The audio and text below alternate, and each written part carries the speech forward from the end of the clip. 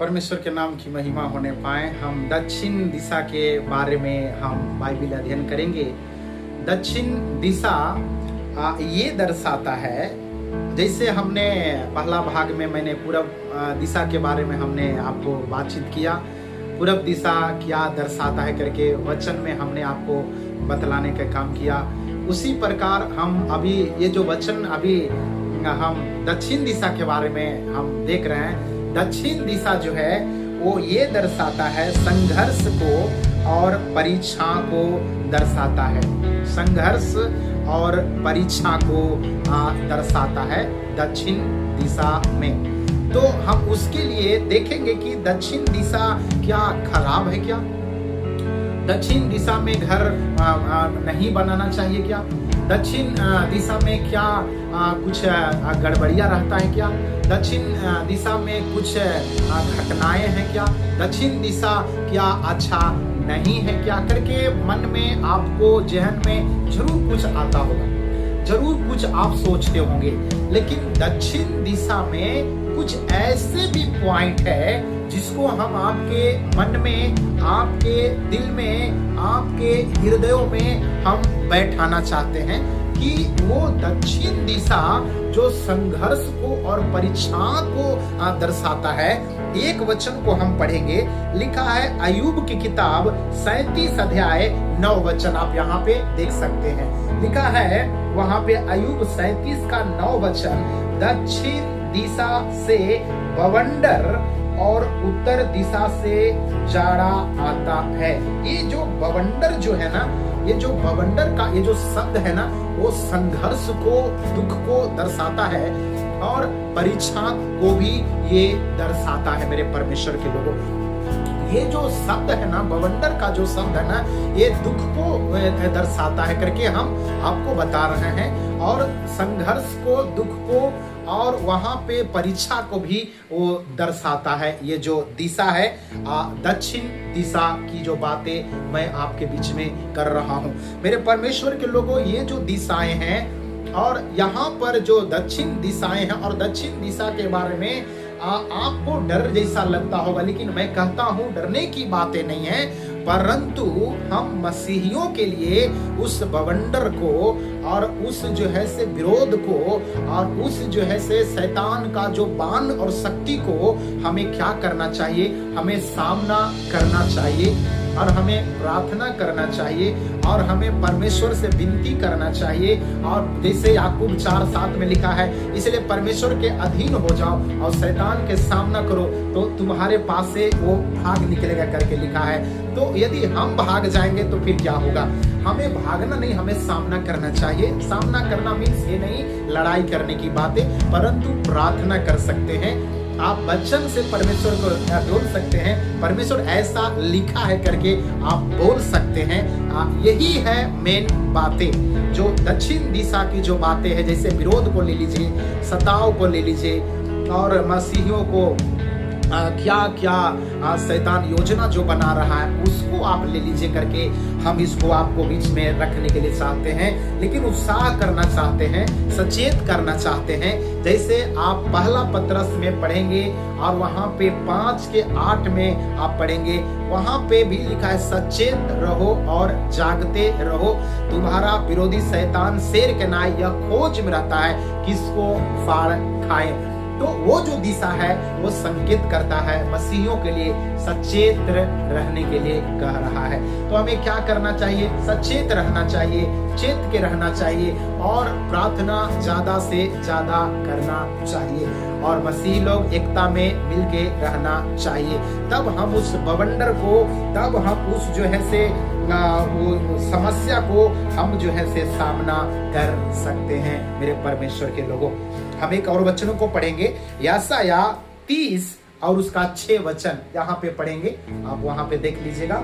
दक्षिण देश के पशुओं को विषय भारी वचन, वे अपनी धन संपत्ति को जवान गधे के पीठ पर और अपने खजानों के ऊंट के कुबड़ों पर लादे हुए संकट और सकेत के देश में होकर, जहां सिंह और सिंहनी, नाग और उड़ने वाले तेज विषम सर्प रहते हैं उन लोगों के पास जा रहे हैं जिनसे उनको लाभ ना होगा करके यहाँ पे लिखा गया है।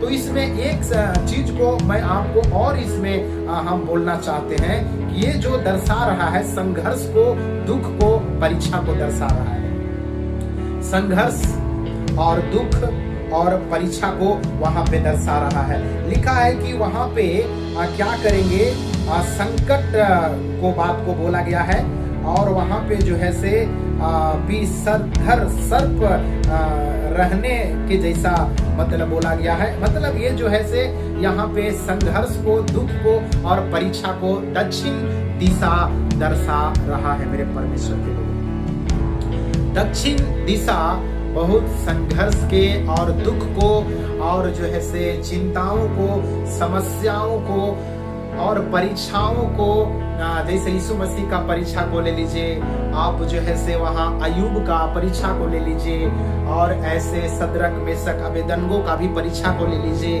आप, दानियल को भी परीक्षा को ले लीजिए। लेकिन उन लोग कोई नहीं डरा, सब सामना किया और सब विजयी पाया। आने वाला ये दक्षिण दिशाएं जो हम देख रहे हैं शायद आपको डरावनी बातें लगता होगा, वो एक विरोध और सताव और समस्या को जैसा लगता होगा, लेकिन हम प्रार्थना करेंगे एलिया के जैसा। जब एलिया ने हाथों को उठाया, घुटना टेका, प्रार्थना किया, बारिश रुक जाए, रुक गया। हम प्रार्थना करेंगे समस्या जरूर रुकना है। परमेश्वर काम करते हैं, इस पे परमेश्वर का ही महिमा मिलने पाए। मेरे परमेश्वर के लोगों, हम मसीही दुख का ही जैसा एक जीवन है जो क्रूस को उठा के चलने वाले में से हम हैं और मसीह हमारा रोल मॉडल है जो उसने दुख को उठाया, हम उनके बच्चे हैं। लेकिन हमें सामना करना है। लेकिन दक्षिण दिशा में आप ये ना सोचे घर बनाना बुरा होगा, खेती करना बुरा होगा, शादी करना बुरा होगा और जो है से दरवाजा रखना बुरा होगा, सोना जो है बुरा होगा। ऐसा आप नहीं कर सकते हैं, क्योंकि ये परमेश्वर आपको एक हिदायत के रूप में दिशाओं के बारे में ज्ञान को दे रहे हैं। हम ज्ञान का चर्चा करते हैं, हम ज्ञान की बातों को करते हैं। और एक वचन को आपके बीच में रखेंगे, व्यवस्था विवरण 23 अध्याय 14 वचन लिखा है, क्योंकि तेरा परमेश्वर यहोवा तुझको बचाने और तेरे शत्रुओं को तुझसे हरवाने को तेरी छावनी के मध्य घूमता रहेगा, इसीलिए तेरी छावनी पवित्र रहनी चाहिए। ऐसा न हो कि वे तेरे मध्य में कोई अशुद्ध वस्तु देखकर तुझसे फिर जाए। यहाँ पे एक शब्द को गौर किए आप, परमेश्वर ये कहता है कि दक्षिण दिशा आपका घर पवित्र रखो, दक्षिण दिशा में आपका आंगन पवित्र रखो, दक्षिण दिशा में आपका परिवार बाल बच्चे को शुद्ध रखो।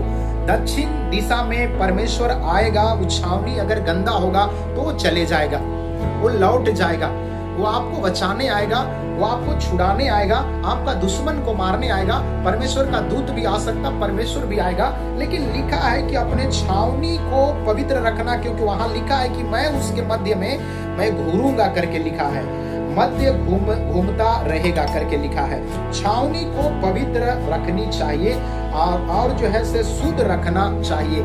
अगर आप छावनी को, अपने घर को, अपने दिशा को, दक्षिण दिशा को खास तौर से सजा करके रखना चाहिए। मेरे परमेश्वर के लोगों, अगर आप उस दिशा को सजा करके रखे हैं, यदि आप उस दिशा को बढ़िया रखे हैं, अच्छा करके रखे हैं, परमेश्वर वहां पर आएंगे, परमेश्वर वहां पे घूमेंगे, परमेश्वर वहां पे रहेंगे, परमेश्वर वहां पे आपके जीवन से बातचीत करेंगे और आपका दुश्मन को मार भगाएंगे। वहां पे कोई दुश्मन टिकेगा नहीं, क्योंकि परमेश्वर वहां पर रहेंगे। वो आएंगे उस छावनी में, कौन सा जगह में? दक्षिण दिशा एरिया में। आप दक्षिण दिशा एरिया को सही रखें। दक्षिण दिशा घर बनाते हैं, उसके आंगन चाहे चौखट, चाहे किसी भी चीजों को आप वहां पर सजाते हैं, रखते हैं, उसको साफ सुथरा रखिए। दक्षिण दिशा को साफ रखने से परमेश्वर आपको विजय दिलाएगा, आपको जय दिलाएगा, आपको ऊंचा उठाएगा, आपके घर में आया जाया करेगा। जब तक आदम अदन के बगीचा में वो साफ सुथरा जीवन बिताया,